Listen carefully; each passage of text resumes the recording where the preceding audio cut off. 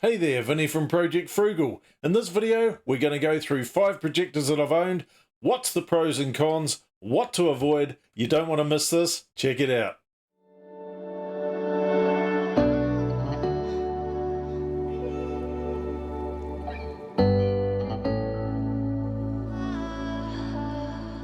So let's begin. So the first projector I ever bought was back in around 2005. It cost about $800. It was from Dick Smith Electronics, who are no longer in business, and it was one of these. Little unit. It wasn't overly large. If we have a look on the connections on the back, what have we got there? We've got a VGA, we've got an S-video, a composite video, and some sort of USB plug. And that served me well for maybe about, maybe 3 or 4 years, and then I think the bulb blew, and it was not worth getting a replacement bulb because it was overpriced, too expensive, and that was pretty much the end of that. Cost around $800 New Zealand dollars at the time. Did the job though. Now, unfortunately, this here was the next projector that I bought. I purchased this from Hong Kong, and I was looking at a replacement for the old projector, and because it had the flashy bells, whistles, and it said 1080p and 3 HDMI inputs, I was hooked. Unfortunately, I got it. It had a native resolution of, 320 by 240, which I'll explain a little bit more about a bit later in this video. But essentially, the whole thing was a piece of junk. I ended up selling it on TradeMe for $20 for someone who wanted to do some testing with. That's what he used it for. He was happy to pay $20 for it. Technically, it did work. Picture quality was so horrendously bad and poor, it wasn't worth buying. Hey, you got to learn from your mistakes, right? $330, never again. AOK, avoid them like the plague. Maybe they make better products now. Back then, they certainly didn't. So after making that poor mistake with the AOK LE-311, we bought this one here off TradeMe, and we paid a whopping $120, and it lasted literally for half an hour before it died. So the resolution on this one, native resolution, was XGA, which is 1024 by 768, and if you're plugging that into HDMI, which it did have, it would just basically blow the picture up, and you will get a bit of pixelation. We'll go through some of the resolutions a bit later in this video. So essentially, that was a waste of money as well. That was projector number 3 at the time. And then we moved on to this beauty. So again, another projector off TradeMe. This one cost $181. This one had a native resolution of 1280 by 800. Very small projector. I mean, look at the size of that. Pretty tiny. Unfortunately, it was dead on arrival. It would never receive a signal. I spent hours trying to get it working. No joy. In the end, the seller gave me my money back, and essentially, this is now going in the rubbish. So very disappointing. Although it's not a 1080p projector, I was hoping it was going to be a good replacement at least, and especially for the price, $181, it would have been quite good for what my requirements were, really. So never mind, didn't work.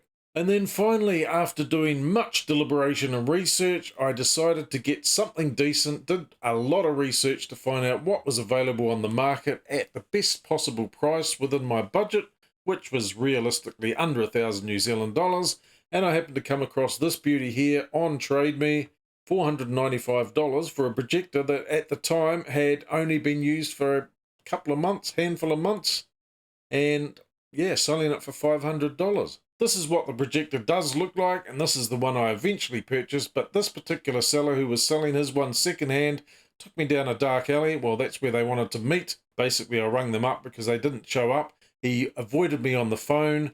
There was a strange man standing across the road from me on his phone the entire time that I was waiting there for probably a good 15-20 minutes.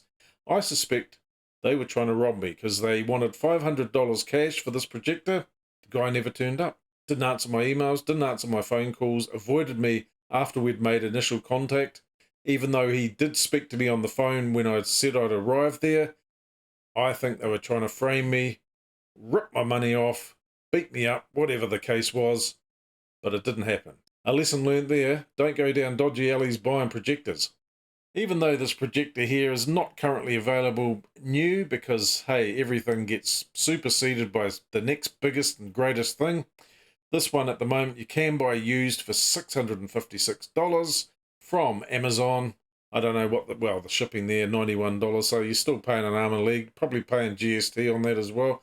But I bought one of these brand new with a warranty for $925 delivered in New Zealand. It's a full 1080p resolution. Looks great, to be honest. I don't actually use it anymore because I've replaced it with a 58-inch television, which was cheap. It was an ex-demo model from the warehouse. Not a great brand, but it does the job. And yeah, I mean, the projector's still good, but this is a 4K TV. So what do? If you're in the market for a projector, I would highly recommend getting anything greater, better, or at least as good as a 1080p projector.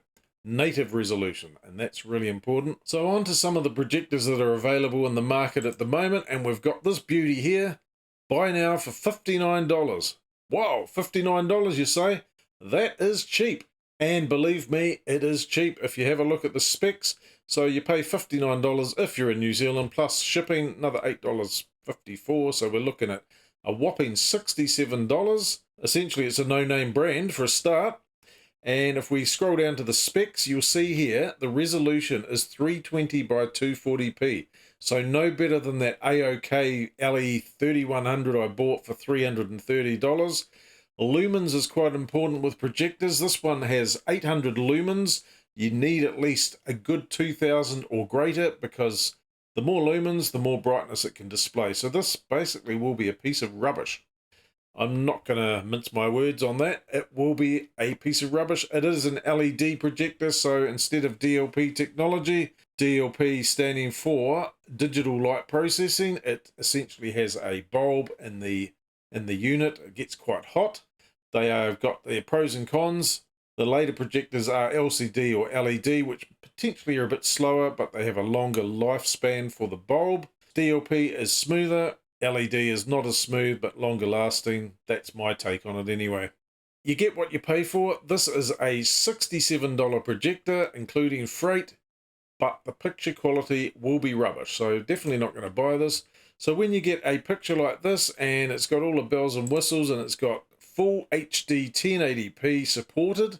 1080p supported does not necessarily mean it's going to be 1080p. So you've really got to look through the bells and whistles on that. In fact, this one here says it's 480 by 272 pixels. So by the time it blows it up, so you project it onto your wall or your screen, it will look horrendously bad. The only advantage of this is it does come with an Australian plug, which is compatible with New Zealand plugs. I still wouldn't buy it, definitely not. You're just wasting your money. And you buy this one here, $53. You've still got to pay GST to get it into New Zealand, which currently is 15%. So you're looking at $61. Even though it says free shipping there. I'm not wasting $61. And finally, we'll bring up a list of native resolutions just for you, the consumer, just so you got an idea of what you should expect. Some of these can vary slightly in terms of, like, for example, this 720p, 1280 by 720, could actually be 1280 by 800, but they're minor variances.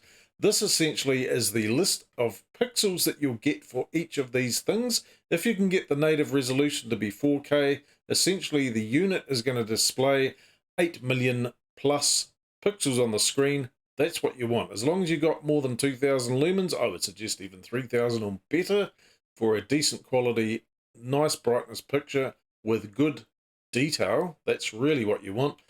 Bare minimum for this really is 720p, but a 1080p projector will do the job. When you're getting down to the 240p projector, you can see there 76,800 pixels. That's not a lot. It's got to blow all that up just to display on the screen, and you're going to end up with a distorted, pixelated, horrible looking image. So go with the 1080p or better, in my personal opinion. And now we'll go with some examples of what it actually looks like in terms of projectors. Now, I realize you may not be watching this in 1080p. You could be watching this in whatever resolution you're watching it in, but hopefully this will give you a good idea. So this one here is 240p, 320 by 240 pixels. You can see how pixelated it is. It is truly awful. The next one we're going to look at, this one here is 360p. This is 640 by 360 pixels, 230,000 pixels on the screen. In theory, it's a bit better, but it's still pretty awful. Moving on, 480p, 640 by 480 pixels, 307,200 pixels on the screen. Still getting better, but still pretty awful.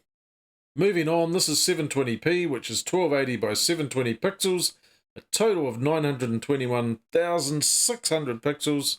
Quite a lot, but we can still do better than this.